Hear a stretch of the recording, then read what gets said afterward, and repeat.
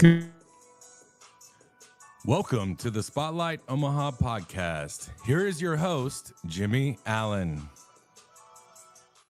Good morning and happy Thanksgiving Eve to everybody. This is the Spotlight Omaha podcast where we take you around the city of Omaha, introduce you to local business owners, influential figures, and people who are making an impact on the community. We are brought to you by Pixel Fire Marketing. Pixel Fire Marketing is a locally owned marketing firm who specializes in website design, creating social media ads, and online advertising. If your business could benefit from any of that, check out pixelfiremarketing.com for more details today. Joining me inside the Pyramid Contractor studio is John Berry, the CEO of Berry Law. Thanks for being here. I appreciate it. Thanks so much for having me, Jimmy. I want to talk about a lot of things. There's a ton of things that Berry Law is doing in the community. Obviously, you're giving back to Creighton in big ways as a graduate as well, but you have a new book out. It's called Veteran Led, and you told me beforehand it's basically the blueprint of the law firm. Why is it such a big deal for you to focus on leadership and teaching other lawyers how to be leaders? Yeah, I mean, this book is the leadership manual for Berry Law. And so as an Army officer, I learned that leadership changes everything. If you have great leaders, you have a great organization. Bad leaders create bad organizations. And there's this misconception, I think especially in the legal community, that leadership is about building consensus. No, leadership is about getting results. And so for me, I learned that as an Army officer. I've learned that, in the business world, that it's really about getting results. And how to get those results depends. It's very situational, right? It depends on who your team is. And if you can put yourself with a great team, your odds of being successful are a lot higher. So Agreed. How do you attract the great talent? I think it comes from having, great concepts that good leaders want to follow. Because the only way you're going to scale is to have great leaders on your team who will build more leaders. I want to talk to you about the military aspect of it too, because we had Michael Severe in here and talked about his journey through journalism and his time in the Omaha community. What did you learn from the military that makes you a better lawyer? What did you learn from the military that makes you a better leader? Yeah, well, first of all, Michael's an amazing human being. I have a ton of respect for him. He is so generous with his time and his knowledge. If you want to learn about podcasting and working with the media, he's a phenomenal resource. But for me, it started with the military. I think it probably started in college. The years that the Huskers won the national championships of 94, 95, and 97, sure. Some of my classmates were on that team. I went to Lincoln Southeast High School. I had friends that went to Nebraska at that time. I went to the College of William and Mary in Virginia, and I played with Mike Tomlin and Sean McDermott, both NFL coaches now, right? And so when I say played, I mean I rode the bench, and sure. Then my sophomore year I got injured, and I had to decide whether I would take a year off for my body to heal or just quit the team. And I had never quit anything before in my life, but it just didn't make sense for me. And it was my dream. It was always my dream to play college football, and I got there. I realized that all that hard work, sometimes it won't get you where you want to go. And I looked at my talent and I was developing. And I was thinking, gee, I could be a fifth-year senior and maybe start as a fifth-year senior, but all the guys ahead of me are better, and I'm going to work my butt off, but I don't know if I'm going to get there. Sure. And with that injury, and back then you would hold the cord on the sideline, Yeah. And so I was like, I don't know that I want to do this. And I really struggled with that. And then I remembered I had a meeting with my coach at the end of the season, and I had been injured. I couldn't practice. And I said, I don't think I want to do this for another year, holding the cord on the sideline and going to meetings when I can't play.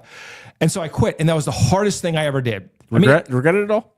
Oh, I regret it every day. Okay. I still have dreams about it. Sure. Right? So then fast forward, I decide that... That's when you really regret something. Oh, yeah. Yeah. But, fast forward, I'm getting ready to graduate, and I don't want to go straight to law school. I've applied for law school. I'm thinking, no, I want a challenge. So I learned about Army Rangers, right? These guys, the Army Ranger School, that you would jump out of airplanes and they would deprive you of food and sleep and try to break you, and you do these tough missions. And I thought, that's my next challenge. So I became an infantry officer in the United States Army. I went through Airborne School, Ranger School. My first time through Ranger School, I had a bad injury.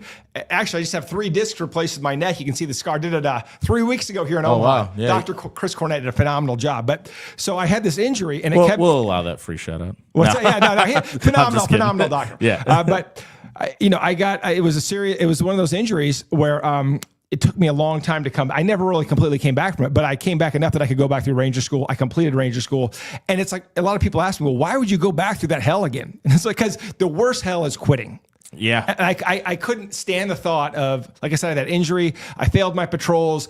I felt like a failure for 6 months while I'm waiting for the opportunity to come back as my body heals. And when I went back, I'm like, there is no way I'm failing out. There is no way that I'm going to get injured again. And I just, I did not want to have that same feeling I had from that college football experience where I had a goal, I didn't achieve it, and I quit. And so I never wanted to quit again.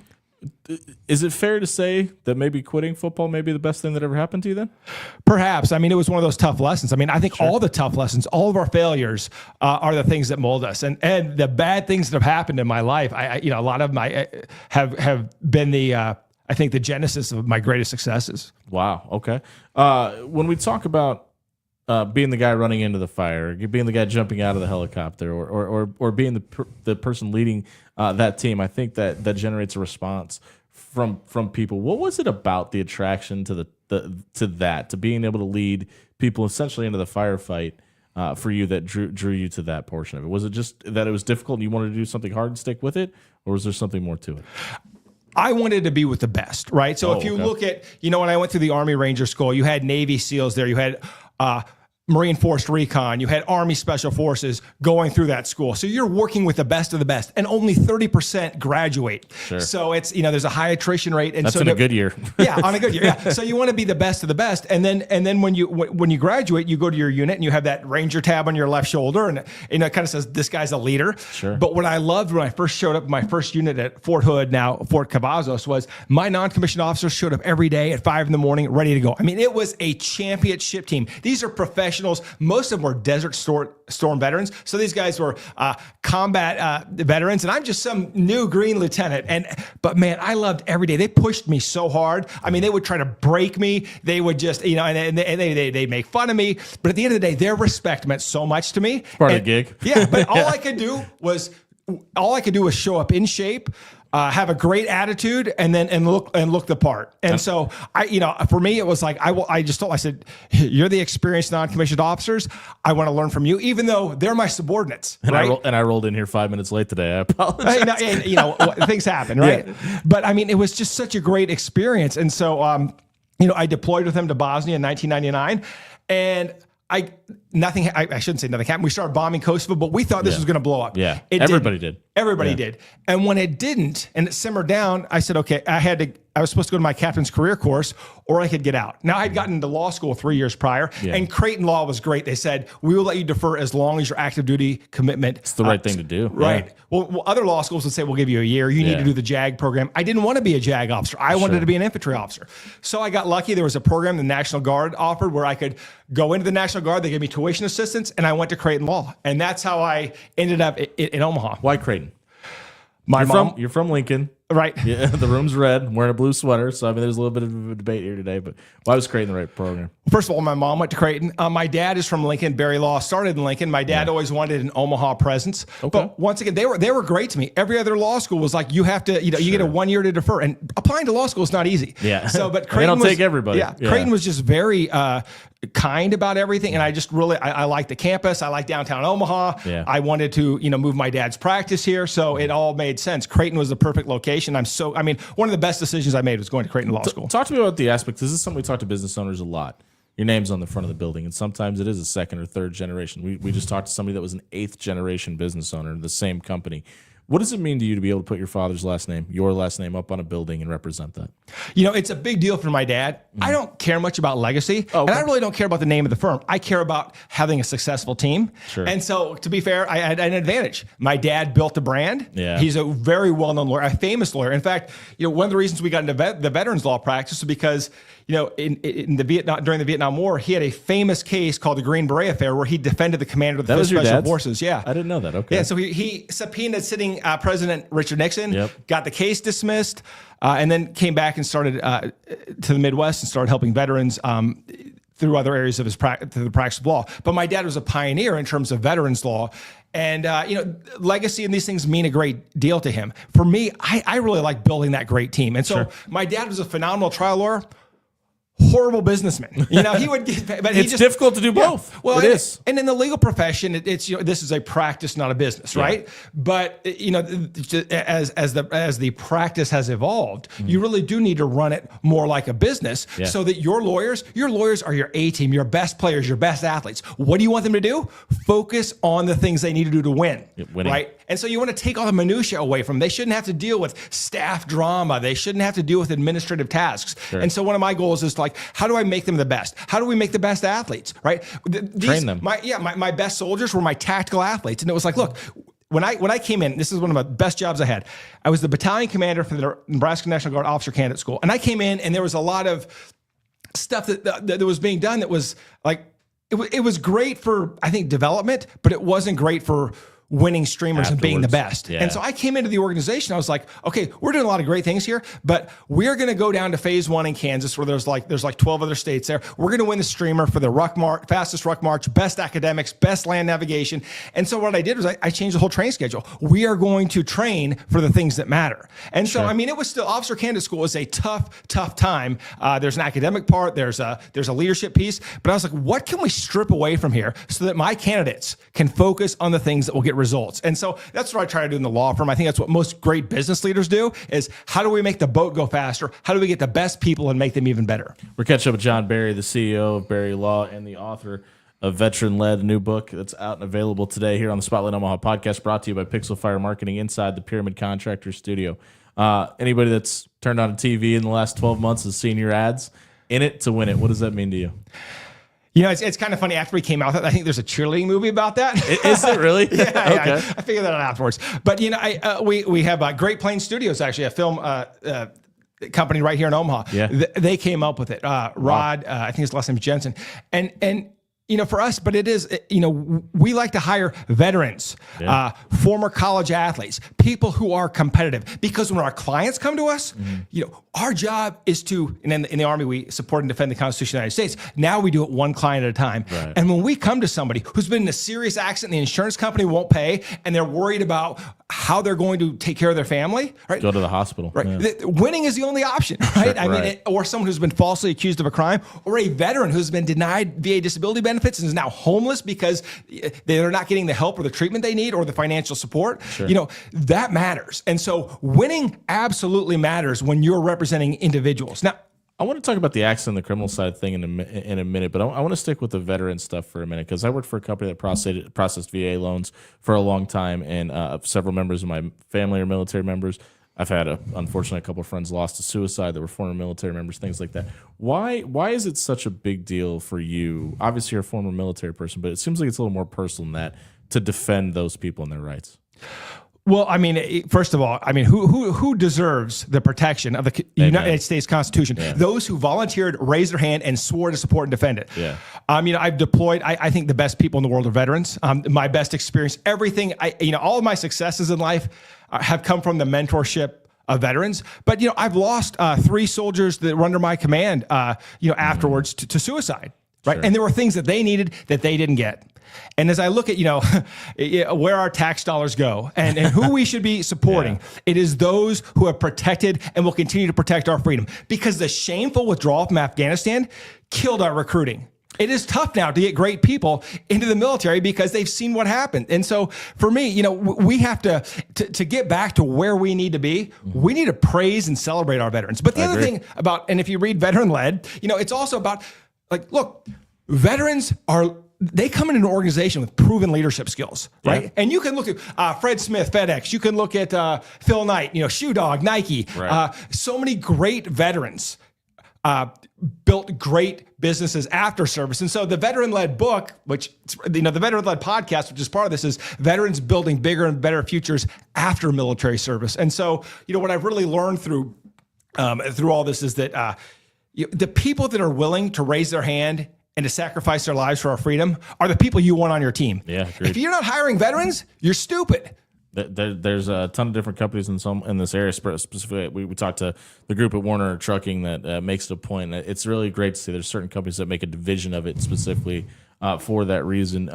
When we talk about doing business in Omaha versus Lincoln, obviously your dad started things in Lincoln, you moved it to Omaha. What do you think the difference in doing business in both locations is, if there is any? It's easier in Omaha. For years, I was on the Lincoln Independent Business Association. I was on the board. And the thing is, Omaha doesn't have an independent business association. Why? It doesn't need it. Lincoln has a chamber and an independent business association. Why is that necessary? Because I think Lincoln is more of a government town. You've got the university there. You've got a lot of government. And Omaha is just easier to deal with. It's more entrepreneurial. It's more business friendly. That has been my experience. Once again, maybe things have changed, but that's why we have, our headquarters is still in Lincoln, but we have a large presence in Omaha. Is it a big deal for you to be able to do business in your hometown? Look, our veterans law practice is national. We have clients in all 50 states. So I love, I love practicing law in Lincoln and Omaha. I love to be in the courtrooms there. Yeah. It's great to do business with, because I think Lincoln and Omaha are both great communities. And it's great to connect with the business leaders there from your hometown. But at the end of the day, I like to be around the best people. I like to be around great people. And in the military, I learned that great people could be anywhere. What do you think is the biggest hurdle facing the accident injury attorney right now in today's society? But there's a lot of challenges, right? I mean, the industry is changing. Instead of, it used to be that, if you were the local person, that people would come to you. Now there's all these lead gen companies that advertise on social media and TV and radio, and they're not even here. They get the cases and then they farm them out. And so a lot of times they do a disservice to the consumer, but also to the lawyers in the area. And this is one of the reasons why I got the billboards. I have a very good friend. His name is Alexander Shinara. He's down in Alabama. He's got over 3,000 billboards. And Alex said, John, people are coming into your market. Some of the bigger players are already there. Mm-hmm. And here's what's going to happen. And he's like, do you want someone from Nebraska to be known as the injury person, or do you want someone from out of state to come in? And no one in Nebraska was doing it. And to be fair, in the legal industry, I think a lot of the practice of law, right, there's a negative attitude towards advertising. Okay. Right. I agree with that. It's relatively new. I mean, lawyers used to not be able to advertise, and then it was, the phone books, and then TV took off, and then there are some, I think there are some horrible, misleading ads out there. And so if you're going to advertise, you got to do it right, and you got to do it ethically. Let me ask you, because I think that also opens up the discussion about we've got to choose who we're defending wisely too, right? In some ways, because we're talking about criminal defense. I mean, you want to defend somebody you believe has the rights to be proven innocent, correct? Is that hard for you to kind of defer when you're talking to a client and it's a situation where there's probably a lot of gray area? Well, here's the thing, right? If you believe in supporting and defending the Constitution, you represent clients, not causes. Sure. And so sometimes we have to take unpopular cases. Yeah.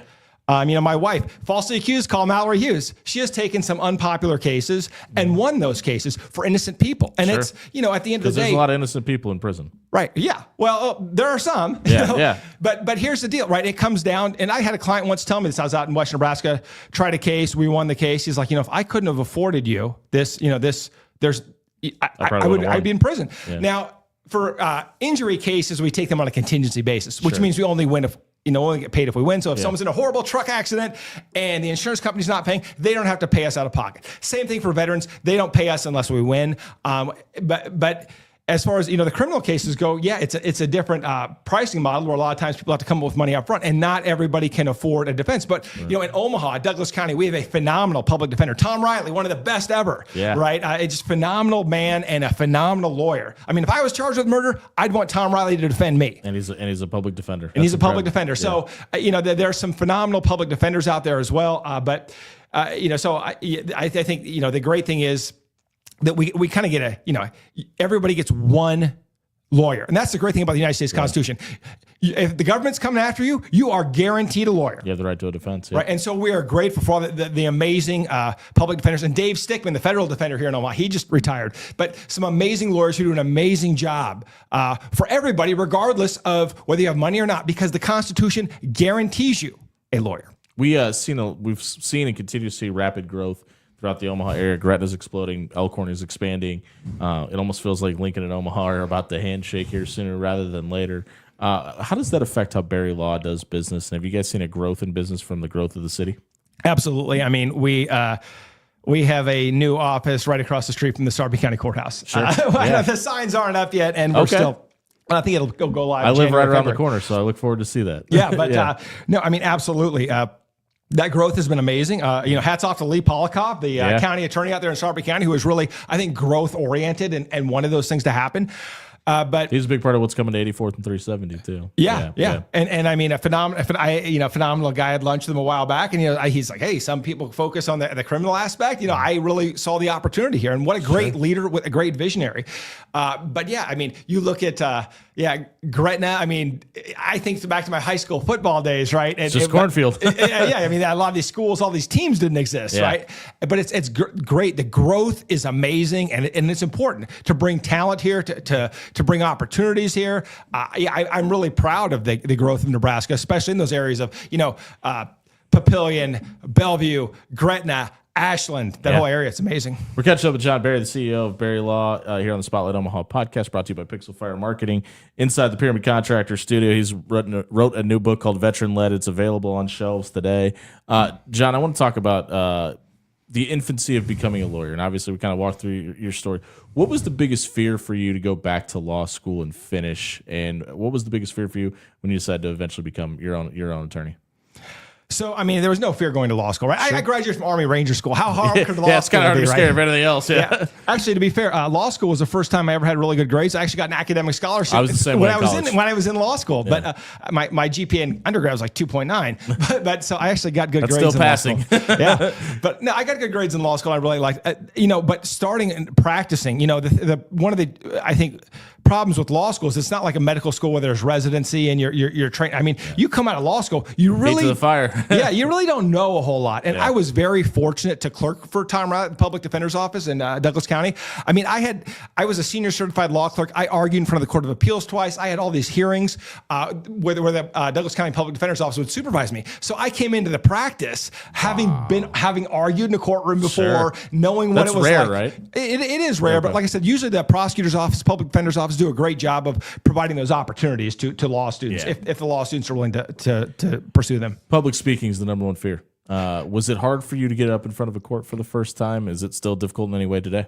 No, my dad, when I was in high school, my dad made me do a speech contest. Oh, okay. And so I would say, I really enjoy going in the courtroom, but I've been through Jerry Spence's Trial Lawyers College. I really enjoy public speaking. And to be clear, pretty good at it. I like it. And, I was giving a speech in Arizona a couple months ago, and I really had to prepare for it. A lot of times I was winging it. Like when we're in trial, we prepare. So why, when you give a public speech, are you not as prepared, right? And so I learned that I had to get a coach and say, okay, if I'm going to give a speech from a stage, that is a little bit different than addressing a jury. Sure, yeah. Now it's very similar in that with a jury, you want to be clear and concise, not cute and clever. Right. And so very similar in public speaking, but also like podcasting, right? Like, I just got a podcast. You got to be a little cute and clever. Yeah, you can be, and it's different. I think every single medium is different. But the fear is never for me getting out there and looking stupid. The fear for me is always,